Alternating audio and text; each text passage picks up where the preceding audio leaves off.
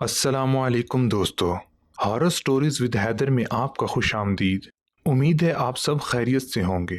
चलते हैं आज की हॉरर स्टोरी की तरफ, जिसका उन्वान है खूनी पंजे। वेटर सोचते हुए बोला, हाँ मगर कुछ अरसा पहले यहाँ इंडिया से कुछ पंडित आए थे जो बाद अज़ां यहाँ ही रह गए। पहले पहल इन्होंने हिंदुओं को मुसलमानों से मेल जोल रखने से मना किया, ये कह के ये इनके धर्म के खिलाफ है और इनके भगवान बुरा मान जाएंगे। वो इन शूद्रों यानी मुसलमानों से ताल्लुक खत्म कर दें वरना इन पर आज़ाब आएगा। मगर इनकी बात किसी ने नहीं सुनी। भला वो कल के आए पंडितों के कहने पर अपने सदियों पुराने मेलजोल कैसे खत्म कर देते, वो भी बिना किसी वजह के। गुस्से में आकर वो हिंदू पंडित पहाड़ी गारों में चले गए और वहां ही किसी गार में मंदिर बनाकर रहने लगे।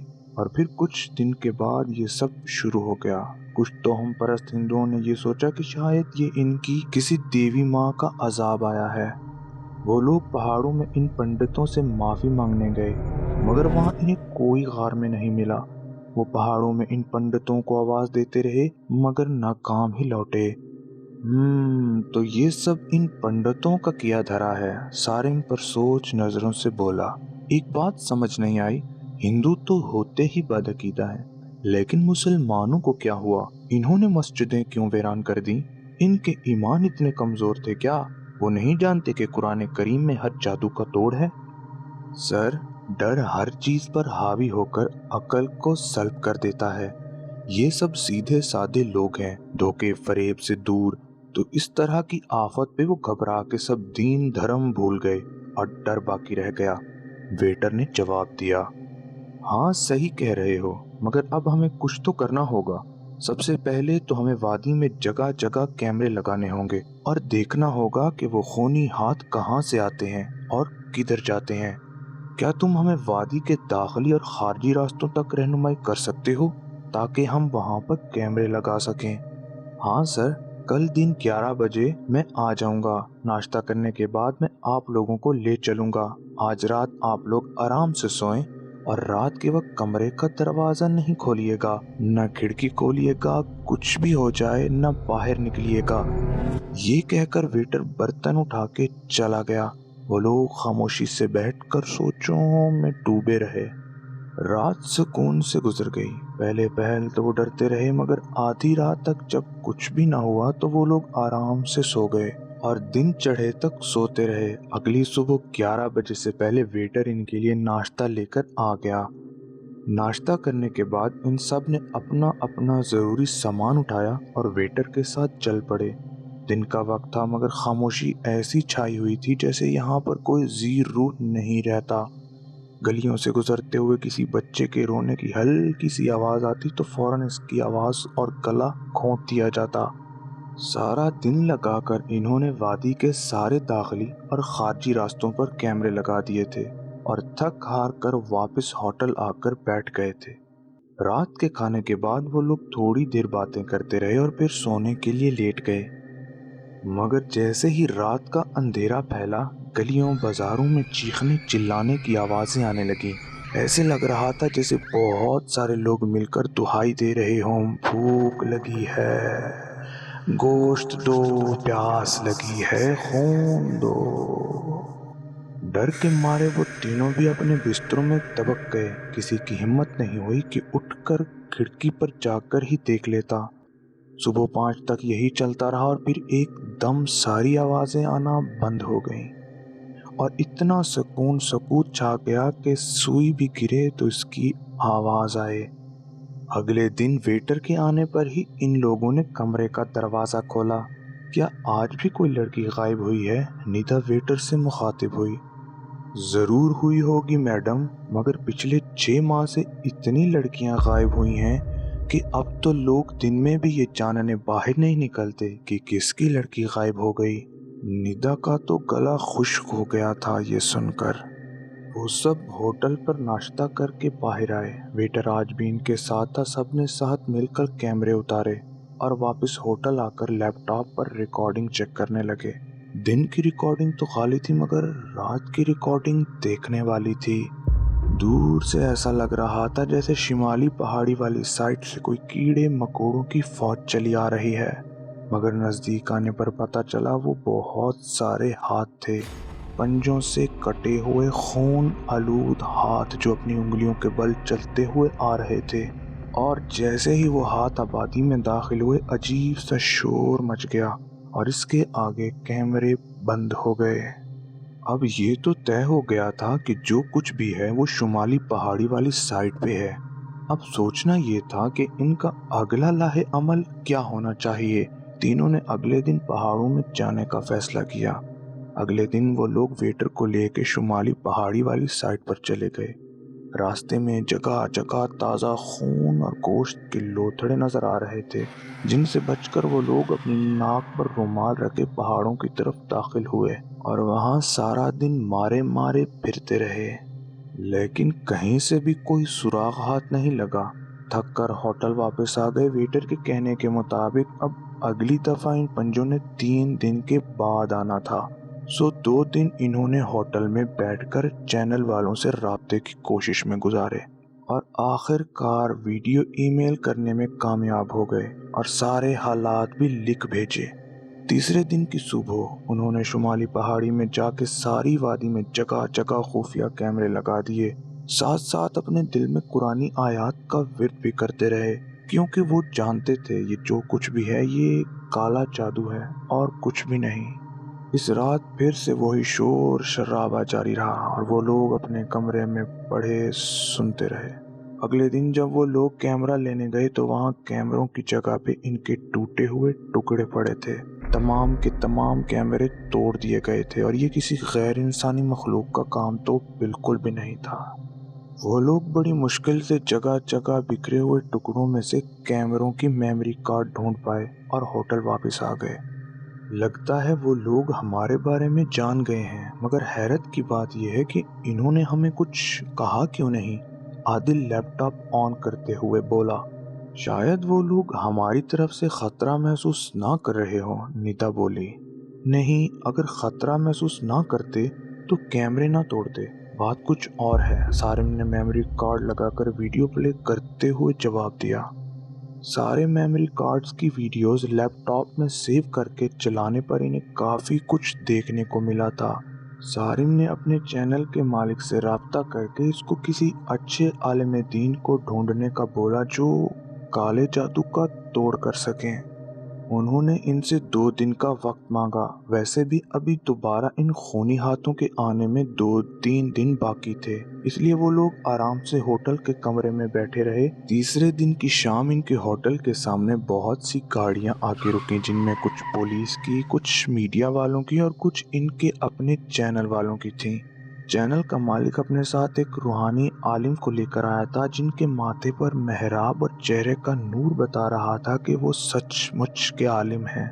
انہوں نے سارم کی زبانی سارے حالات جانے اور ویڈیوز بھی دیکھی، پھر وہ پورے ہوٹل میں کچھ پڑھ کر پھونک آئے۔ رات سب لوگ آرام سے اپنے اپنے کمروں میں سوئے اور اگلی صبح پہاڑوں میں جانے کے لیے تیار ہو گئے۔ پیر صاحب اپنے 2 مریدوں کے ساتھ سارم اور عادل کو ساتھ لے کر وہاں گئے، جس جگہ انہوں نے ویڈیو میں بڑا سا پتھر اپنی جگہ سے کھسکتے اور اندر سے 3 سادھوؤں کو نکلتے اور بادشاہ لڑکی کو پکڑ کر اندر لے جاتے دیکھا تھا۔ پولیس والے دور سے پوزیشن لے کر کھڑے رہے اور پیر صاحب پہاڑیوں میں پھر کر زیر لب کچھ پڑھتے ہوئے اور اس پتھر پر نشان لگا رہے تھے۔ ہوٹل میں واپس آ کر سب نے اپنی اپنی تیاریاں کی۔ پیر صاحب نے سب کو تعویذ بنا کر دیے تاکہ وہ سب ان پنڈتوں کے جادو ٹونے سے محفوظ رہیں۔ شام ڈھلتے ہی وہ سب دھڑکتے دلوں کے ساتھ دوبارہ پہاڑوں کی طرف چل دیے۔ پولیس والوں کو ہدایت کر دی گئی تھی کہ وہ لوگ کسی قسم کی کوئی مداخلت نہیں کریں گے۔ عادل اور سارم بھی دوسرے صحافیوں کے ساتھ اپنی اپنی جگہ پہ کیمرے لے کر بیٹھ گئے تھے۔ صرف بابا جی میدان میں رہ گئے جو ایک طرف جائے نماز بچھا کر کچھ پڑھائی کرنے لگے۔ جیسے جیسے رات ڈھل رہی تھی سب کے دل ان کے کانوں میں دھڑکتے سنائی دے رہے تھے اور پھر اچانک پتھر کی کڑکڑاہٹ ہوئی اور 3 ننگ دھڑنگ لمبے بالوں والے سادھو زیر زمین غار سے باہر آئے اور چھوٹے سے گڈھے میں آگ جلا کر اس کے کنارے خون کے چراغ جلا کر اونچی آواز میں منتر پڑھ رہے تھے۔ تھوڑی دیر منتر پڑھنے کے بعد انہیں کسی گڑبڑ کا احساس ہوا۔ یکا یک وہ لوگ اٹھ کر کھڑے ہو گئے اور ادھر ادھر دیکھنے لگے۔ اتنے میں بابا جی کی آواز آئی، کسے ڈھونڈ رہے ہو؟ تمہارے وہ شیطانی پنجے اب نہیں آئیں گے۔ او تو یہ تم ہو مولوی، ہمارے راستے میں آنے کا انجام جانتے ہو نا؟ ان میں سے ایک سادھو ہنستے ہوئے بولا، اپنے چیلوں کو تو تم بلا نہیں پا رہے، میرا کیا بگاڑو گے؟ بابا جی نے بھی اس کے انداز میں مسکرا کے جواب دیا، جس پر ان تینوں کے چہرے غصے سے اور بھی مسخ ہو گئے اور وہ تینوں آگ کے گرد بیٹھ کر اونچی آواز میں منتر پڑھنے لگے، ساتھ ساتھ چراغوں میں سے خون میں انگلیاں ڈبو کر آگ میں چھڑکتے، جس سے آگ اور بھڑک جاتی۔ بابا جی اطمینان سے بیٹھ کر ان کی کارروائی دیکھ رہے تھے کہ وادی کی طرف سے کوئی لڑکی آتی دکھائی دی، جسے دیکھ کر سب اپنی اپنی جگہ پر ہل گئے۔ وہ ندا تھی جو جھوم جھوم کر چل رہی تھی اور اس کے پیچھے پولیس والے اسے پکڑ کر روکنے کی کوشش کر رہے تھے، مگر وہ نہ جانے کسی اتنی طاقتور ہو گئی تھی کہ اس نے ان سب کو دھکا دیا اور بھاگ کر اس غار میں اتر گئی جہاں سے پنڈت باہر نکلے تھے۔ اسے دیکھ کر پنڈت خباثت سے مسکرائے اور بولے، لو مولوی، ہمارا شکار تو خود چل کے آ گیا۔ اتنا کہہ کر تینوں برق رفتاری سے غار کی طرف بھاگے، مگر اتنے میں بجلی سے کوندی اور تینوں دور جا گرے۔ بابا جی نے آگے بڑھ کر دم کیا ہوا پانی ان پر چھڑک دیا، جس سے وہ زور زور سے چلانے لگے۔ پانی نے ان کی جلد کو جگہ جگہ سے تیزاب کی طرح جلا دیا تھا اور ان کے چران دور تک پھیل گئی۔ وہ تینوں ساری اکڑ بھول کر چیخنے چلانے لگے، بابا جی ہمیں معاف کر دو، ہم سے بھول ہو گئی، ہم تو بس ان خونی پنجوں کو بلانے اور غائب کرنے کا عمل جانتے ہیں، باقی تمام لڑکیوں کی عزت خراب کر کے انہیں جادو کیا ہوا مردوں کا گوشت کھلا کر زہریلی بڑے پنڈت بناتے ہیں، اور وہ دونوں نیچے تہہ خانے میں ہیں۔ بابا جی نے پولیس والوں کو انہیں حراست میں لینے کا اشارہ کیا اور خود تہہ خانے میں اتر گئے، جہاں جگہ جگہ انسانی گوشت اور آنتڑیاں بکھری ہوئی تھیں اور ناقابل برداشت بو پھیلی ہوئی تھی۔ شاید یہ سب مردار خور تھے۔ بابا جی بے دھڑک نچلے تہہ خانے کی سیڑھیاں اتر گئے جہاں سے کسی کے ہنسنے کی آواز آ رہی تھی۔ بابا جی منہ میں کچھ پڑھتے ہوئے جلدی سے اس کمرے میں پہنچے، جو ایک بہت بڑا ہال نما کمرہ تھا اور جس کی ساری دیواریں کالے رنگ کی تھیں۔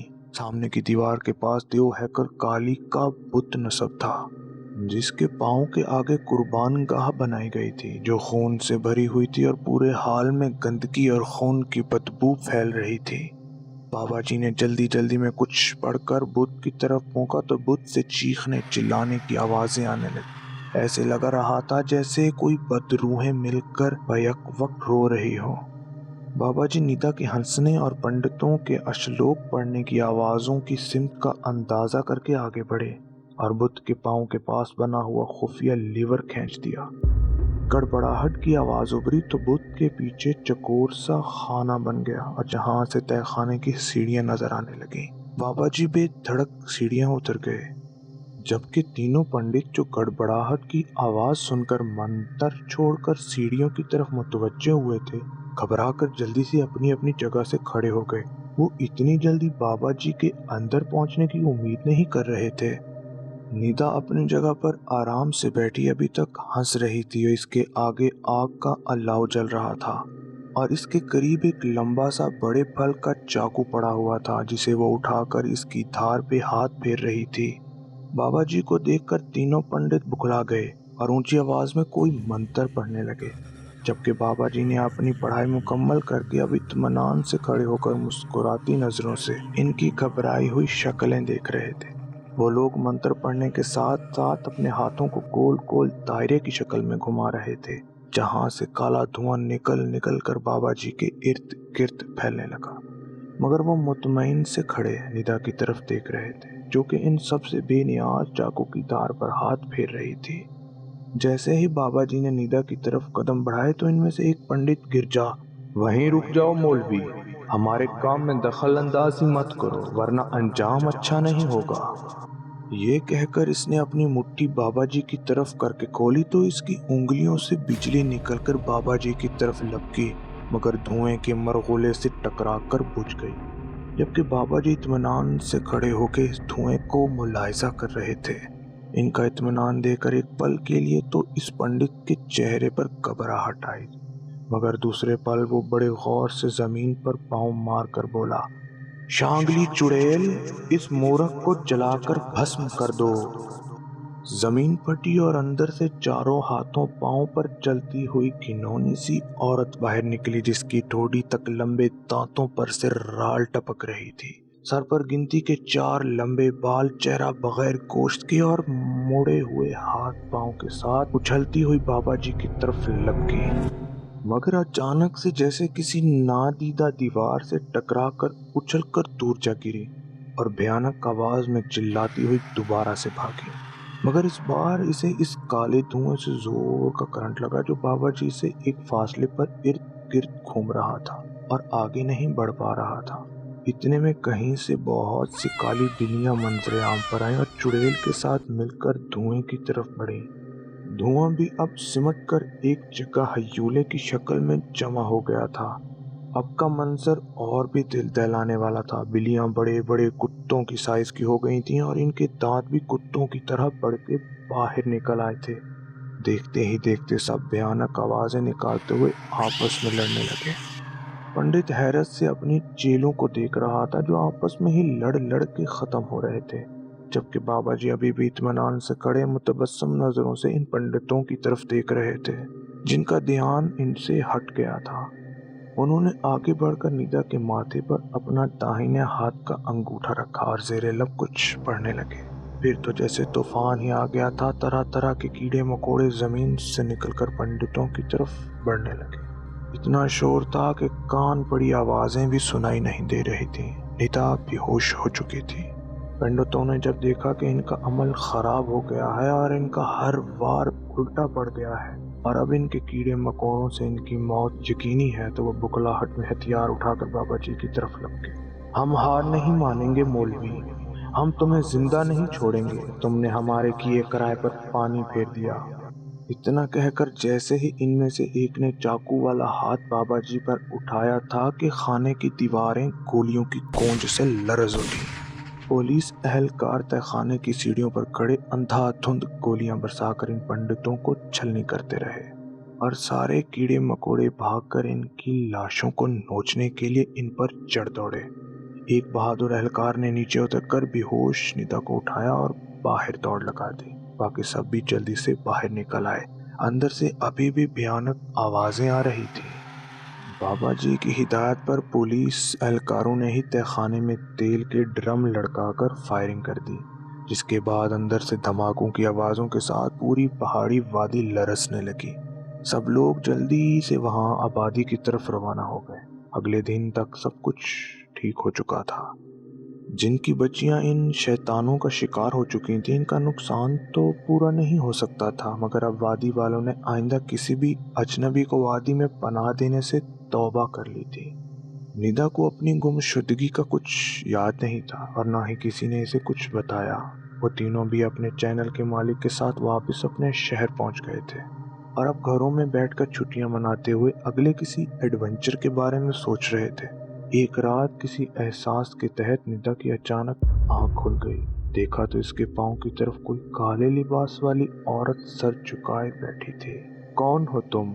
निदा की दृष्टि से पूछने पर इसने अपना झुका हुआ सर उठाया तो इसकी शक्ल देखकर निदा के रोंगटे खड़े हो गए। लंबूतरे चेहरे पर झुर्रियां पड़ी हुई थी। एक आंख का डेला बाहर लटक रहा था। कान लटक कर कंधों पर झूल रहे थे और वो अपनी सांप जैसी जुबान बाहर लहराकर निदा की तरफ देखकर हंस दी। निदा ने बेख्तियार चीखना शुरू कर दिया और जब तक इसके घर वाले आए वो चिल्ला चिल्ला कर बेहोश हो चुकी थी। इसकी मम्मा ने जल्दी से इसके मुंह पर पानी के छींटे मारे और जैसे ही वो होश में आई इसने चिल्लाने की वजह पूछी तो जैसे ही वो बताने लगी इसकी नज़र ड्रेसिंग टेबल की तरफ पड़ी जहां वो भयानक औरत शीशे के सामने बैठी इसको देखकर हंस रही थी। इसने शीशे की तरफ इशारा करके फिर से चिल्लाना शुरू कर दिया। اس کی ماما کو کچھ سمجھ نہیں آ رہی تھی کہ ان کی بیٹی کو کیا ہو گیا ہے، کیونکہ انہیں تو وہاں کچھ بھی دکھائی نہیں دے رہا تھا۔ اب تو یہ معمول بن گیا تھا، وہ عورت ہر وقت ندا کے آس پاس بھٹکتی رہتی اور ندا چیختی چلاتی چیزیں اٹھا اٹھا کر دیواروں پر مارتی رہتی۔ وہ نیم پاگل ہو گئی تھی۔ اس کے گھر والے اس کا علاج کروا کروا کر تھک گئے، مگر کچھ فرق نہیں پڑا۔ وہ شیطان کی قربانی سے بچ کر واپس تو آ گئی تھی، مگر وہ شیطان کا شکار تھی، سو وہ کیسے اپنا شکار چھوڑ سکتا تھا؟ اس لیے اس نے اپنی خاص چیلی ندا کے سر پر مسلط کر دی تھی۔ اب بس شیطان کو اس خاص گھڑی کا انتظار تھا جب وہ ندا کو قربانی کے لیے اٹھا کے لے جاتا۔ آج جس پر شیطان کی نظر پڑ جائے وہ کہاں سکون پا سکتا ہے بھلا؟ ایسے ہی تو نہیں شیطان مردود سے پناہ مانگنے کی ہدایت کی گئی ہے۔ اللہ پاک ہم سب کو اپنے حفظ و امان میں رکھے، آمین۔ تمام دوستوں سے گزارش ہے کہ چینل کو سبسکرائب کر دیں، ویڈیو کو لائک کر دیں اور بیل آئیکن کو دبا دیں۔